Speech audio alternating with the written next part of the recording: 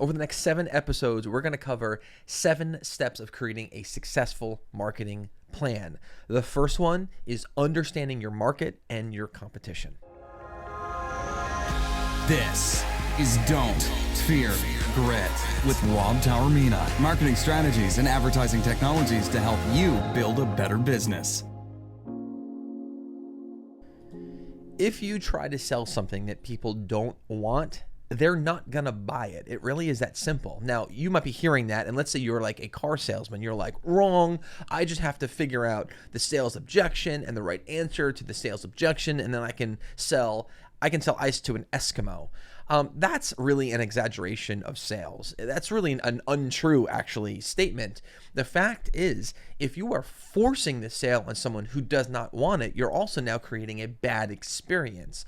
So that's why it holds true that if someone doesn't want to buy something, they're not going to buy it. So you can't sell it to them. But I'm actually going to switch the context and really use that as a platform to help you guys understand that if someone doesn't feel like they have a need for something, and if someone doesn't have a want for that particular product, then there's no reason for them to be, number one, going out to search for that product because they don't feel like they have a need for it.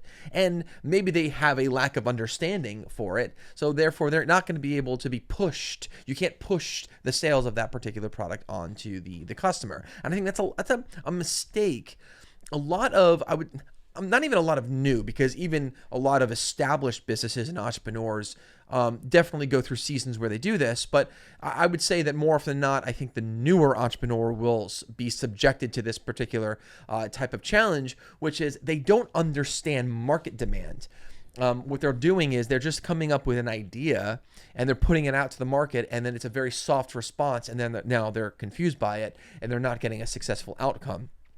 And that's because there was not enough research that went into understanding the current market for the product, and then also understanding the market competitors that are in that space for this particular product or service. That will lend to a much more successful or an opportunity, the potential for a successful launch, and then long-term success with a product or a service. You have to understand your market. It's not about even need, right? It's about want. So I think that 2 really common traps that people fall into when they are either creating a new business, or maybe they're an inventor, or you've got an established business and you're trying to incorporate a brand new service or product, right? Is what they're doing is they're letting the pride of coming up with a brand new idea really cloud their judgment of whether or not that idea is actually something that the market wants. That's a big problem, because your idea really could just be something that satisfies the needs of one, yourself. And just because you want it does not necessarily mean everyone else wants it. And so we really have to, in this case, put the wants and needs of the many over the few, or in this case, the you, because that's not going to translate to monetary success. You're gonna lose your shirt if you approach forcing that particular type of product or service on the market when there's no demand for it. So you have to do proper research. Like the first thing with creating a marketing plan, that's why this is number 1. The very, very first thing that you do, this is before you even develop the product. This is before you really start going crazy developing the service. You can have the idea for it, but before you become fully invested, I'm talking about, this is past the prototype stage, but before mass production stage, right? So before you go all out and invest all of this crazy time and money, you need to do market research. Invest the time and money into market research, and you need to figure out what the market demand is. What's the current competitors in the space? What's the feedback from customers, right? You need to get all of that information, because that's valuable. That'll help you fine-tune your product or service so that it is something now that the market's going to respond to really, really well, versus you forcing through your arrogance the product into the market and then the market just not responding to it. So remember, just because you say, oh, I like it, does not mean actually that everyone wants and needs it. So that's a big, big thing. Now, there's a few things here. I would say, not things, I would say there's maybe 4, maybe we'll talk about 4 or 5 4 methods that you can go about getting this type of information. Market research, competitor data, right? There's 4 really good ways. Now, there are more, right? I'm not saying this is the end all be all type of thing, but there are 4 common ways that you guys can go out and you can get this data and you can analyze this data. So ultimately you can position yourself for the greatest potential for success. The first one is going to be surveys, and you could just do public surveys. You can create some type of one-page website. There's a lot of other really great third-party resources that already have these surveys done, right? You can sign up for one of their services and just outline and template out some questions that would be valuable to you, and you just put these surveys out there and you let people participate them, and you monitor the feedback that you get, and all of that feedback is valuable in you developing the product for a successful launch, or developing the service for a successful launch, right? So you can do public surveys, and you can push them out to your email list. You can push them out to social media. You can even incentivize people to be able to come in and participate in these surveys. That's also very, very common.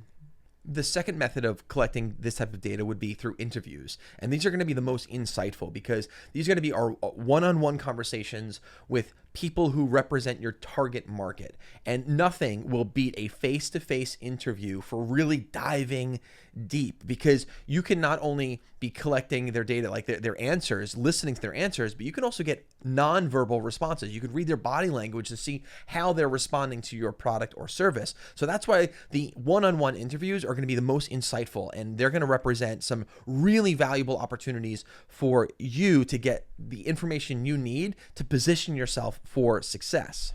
A third option would be focus groups. Now, I'm going to put a little disclaimer with the focus groups, because these are going to definitely be the most dangerous, because focus groups are going to bring together, they're going to be, yes, you're going to bring together like carefully selected groups of people who are going to fit like your target market or your potential target market. And similar to the interviews, you're going to be able to ask questions and get feedback. But why they're dangerous is that now you're going to be allowing for open discussion, and you're going to allow someone's opinion to influence someone else's opinion. So number one, it could get a little out of control. So you have to, make sure you're focusing in on it, but also you could allow to get really some interesting insight that might be negative, might be opposite of what you're expecting to get from this particular environment, and you might get a little discouraged. So that's why it's a little dangerous. So it does come with a little disclaimer, but they are very, very common, and they can be incredibly valuable. Now, the last one is observation, and this is probably the most powerful one. During a customer observation, we'll call it session, someone from the company could be like taking notes while they watch and observe their ideal avatar, their ideal sort of customer or user engaging with their product, or using their particular service.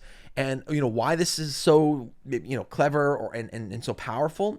Well, this sort of like, we'll call it like quote unquote like fly on the wall type of observation, it's a great alternative to focus groups, because it's not only less expensive, but you're going to see people interact with your product in a very natural setting without any type of forced influence on that person or on each other. And the only downside is that you can't get inside of their heads.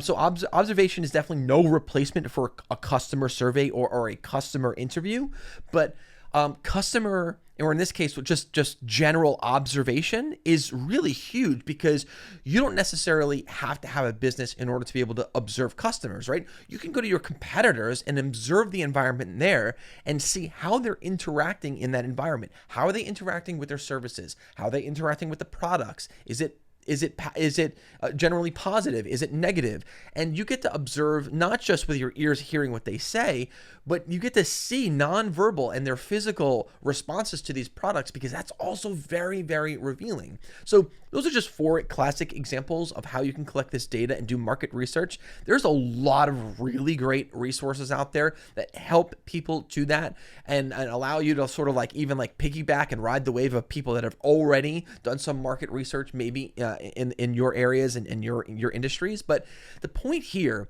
is, before you go for broke and before you're all in and you spend all this money on inventory and all this other stuff, make sure you do your market research, because there's going to be valuable information as that you'll get from market research that could tell you, ooh, maybe I need to change the design, whether it be just maybe aesthetics like a color, or functionality, or packaging, or maybe the service is something that's not mass market, and the service doesn't address pain points of a lot of people, or maybe your service doesn't address the pain points of anyone, right? And it's really just a solution to your problem, and maybe the market's not ready for this. So before you do that and then spend all this money and potentially lose that investment, do your market research, because you're going to position yourself for the greatest potential for success. And ultimately, that's what you want as an entrepreneur, as a manager, as a leader, someone who's pursuing the opportunity to add a product or service, right, to their arsenal of stuff. If you want to be successful with it, then do your homework. Anything worth doing is worth doing right. Like, get that in your head. Live and breathe that phrase. And I promise you are going to be the beneficiary of great success if you put in the work. Remember, guys, don't fear the process, and definitely don't fear grit, because your success is coming. Definitely check out the next episode, where we're going to be covering another really important step in the sort of success for marketing plans.